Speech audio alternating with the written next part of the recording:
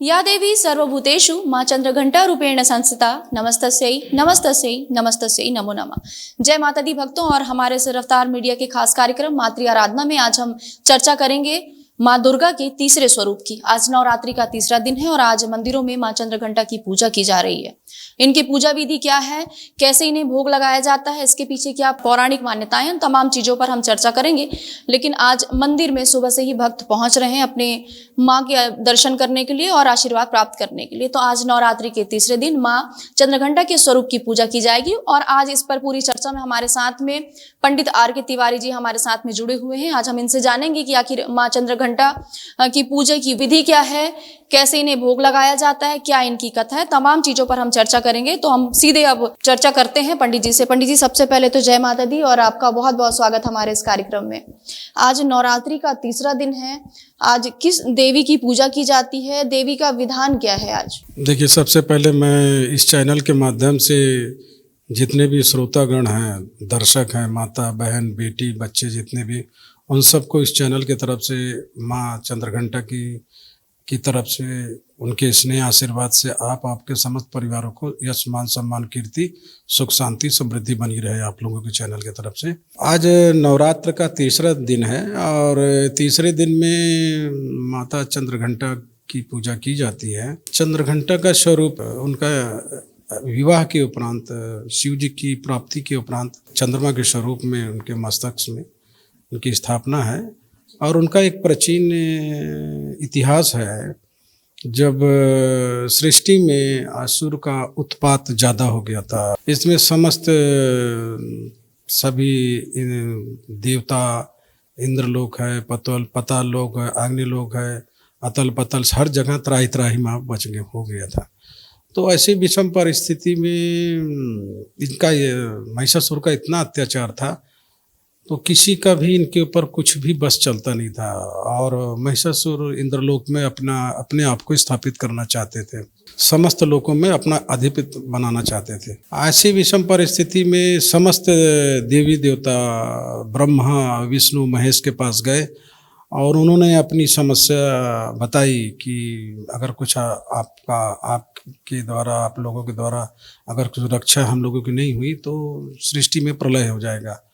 तो ब्रह्मा जी और विष्णु जी और महेश जी कुपित होकर के क्रोध के स्वरूप में जब क्रोधित हुए तो उनके मुखार बिंदु से एक ऊर्जा निकली और ऊर्जा निकलने के उपरांत में तो माँ चंद्रघंटा की स्वरूप में पाया गया।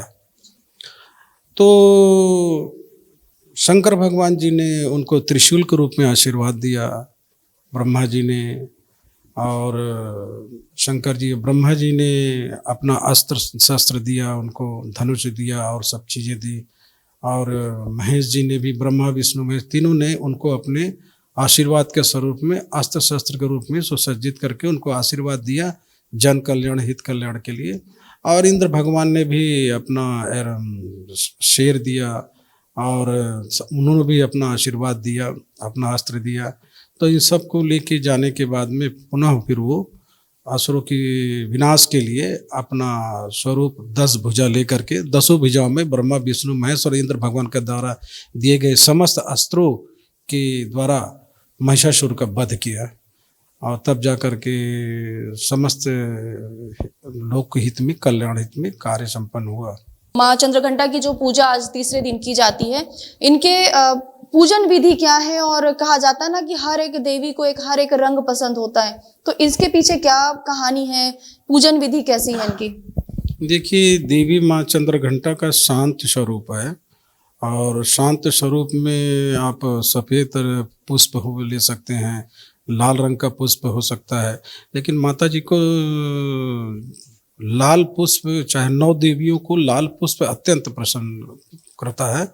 तो जो भी व्यवस्था है उसके अनुरूप जो भी पुष्प अर्पित करते हैं उस पुष्प को अर्पित कर सकते हैं। और समस्त श्रृंगार हो गया, श्रृंगार के अतिरिक्त जो भी वस्त्र है और इसके अलावा जो भी उनको नैवेद्य है, इत्र है, घी है, दूध है, शहद है, पान है, पान में समस्त प्रकार की चीज़ें हैं और मिष्ठान है, खीर है, आप जो भी आप व्यवस्था के अनुसार हो सकता है वो उनका भोग लगा सकते हैं। किंतु जब देवी की स्थापना होती है, नौ दुर्गा में जब देवी की स्थापना होती है तो एक चल होती है, क्या चल होती है।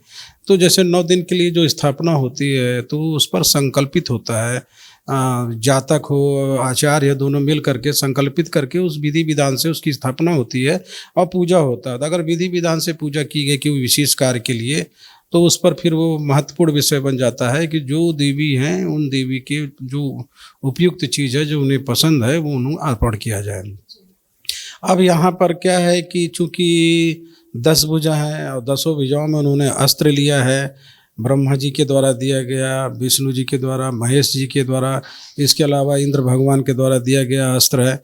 तो उस अस्त्र में के द्वारा नरसंहार मतलब शत्रुओं का नाश, उच्चाटन से संबंधी, जैसे कोई बगलामुखी का प्रयोग करते हैं या कोई शत्रु परेशान कर रहा है शारीरिक मानसिक आर्थिक सामाजिक प्रॉपर्टी को लेकर के या कारण परेशान कर रहा है, तो शत्रु के लिए उनकी रक्षा के लिए या उनके विनाश के लिए उस विधि से वो मंत्र के द्वारा सनातन धर्म के हिसाब से वो प्रयोग दुर्गा सप्तशती के मंत्र में संपुट लगाकर किया जा सकता है और करते भी हैं लोग। कोई एकाध साधना जो नवरात्रि में, वैसे तो कई सारी साधनाएं की जाती हैं, लेकिन कोई ऐसा विशेष कोई साधना होती है क्या जिसमें समस्त जो ब्रह्मांड है उसका कल्याण हो और जो व्यक्ति है व्यक्ति के जीवन में हमेशा जो है वो खुशहाली बनी रहे? ऐसी कोई साधना है क्या जो एक आम गृहस्थ इंसान भी कर सकता है, आदमी भी कर सकता है? देखिए, सबसे पहली बात में आज के इस परिवेश में हर चीज में देवी की जो पूजा होती है उसके विधि विधान बहुत हैं। संपूर्ण सृष्टि में किसी की भी कोई भी समस्या है उसका समाधान चाहते हैं तो नवरात्र में देवी की स्थापना करें, कलश की स्थापना करें, गौरी गणेश कलश की स्थापना करें या करवाएं। नवग्रह है, षोडश मातृका है, शब्दगीत मातृका है, 64 योनि है, इस तरह के तमाम वेदियों की स्थापना करें। स्थापना करने के उपरांत में एक आचार्य को नियुक्त करके अपना संकल्प दे करके हम जो जो चीज़ चाहते हैं वो संकल्पित करके विधि विधान से 9 दिन तक नित्य पाठ करवाएं। तो जिस तरह की समस्या होती उसी अनुरूप वो पूजा पाठ होता है। किंतु अगर व्यवस्था नहीं है, पैसे की समस्या है, आर्थिक समस्या है, तो गृहस्थ जीवन में या कोई भी सामान्य व्यक्ति इनकी स्थापना स्वयं भी कर सकता है और सच्चे मन से श्रद्धा से हिंदी में भी बोल सकता है कि माता जी हमारी ये कामना पूर्ण हो, और सच्चे मन से देख करके जो भी अर्पण करे तो उसकी मनोकामना पूर्ण होती है। परंतु बड़े कार्यों के लिए जब उनकी स्थापना होती है तो किस स्वरूप की हमको स्थापना करना है, हमको शत्रु के रूप में संहार करना है तो उनकी स्थापना की जाएगी जिस 9 दिन में। जैसे उनको साधक के रूप में करना है, तपस्विक स्वरूप में करना है, तो जिस तरह का स्वरूप होता है उसी स्वरूप की साधना जनरली लोग करते हैं। लेकिन अज्ञानतावश लोग श्रद्धा भाव से कर देते हैं। किंतु ऐसे परिस्थिति में थोड़ा सा मार्गदर्शन लेकर के देवी की स्थापना हो और नित्य क्रम से उसका पूजा पाठ करें श्रद्धा शक्ति के अनुरूप। अगर विशेष कार्य है, कोई महत्वपूर्ण विषय है, कोई काम संभव होना ही चाहिए, तो उसके अनुरूप वो मंत्र भी है, वो विधि भी है। मंत्र अलग अलग होते हैं, संपुट अलग अलग लगाया जाता है। दुर्गा सप्तशती में कौन सा पाठ करना है, कहाँ से करना है, उसकी संपूर्ण जानकारी होने के उपरांत में उसको अगर करते हैं तो निश्चित रूप से सफलता मिलती है।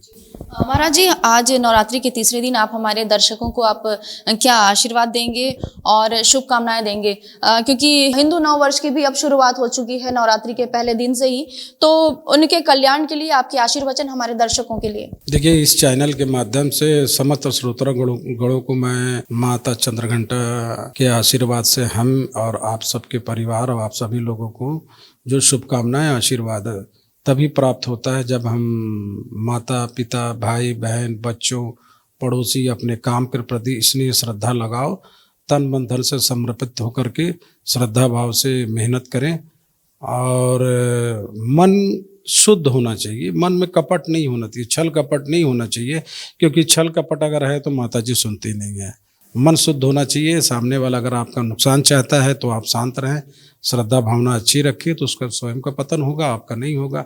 अपने लक्ष्य को साधते हुए अपना काम करें। लक्ष्य विहीन व्यक्ति का जीवन व्यर्थ होता है।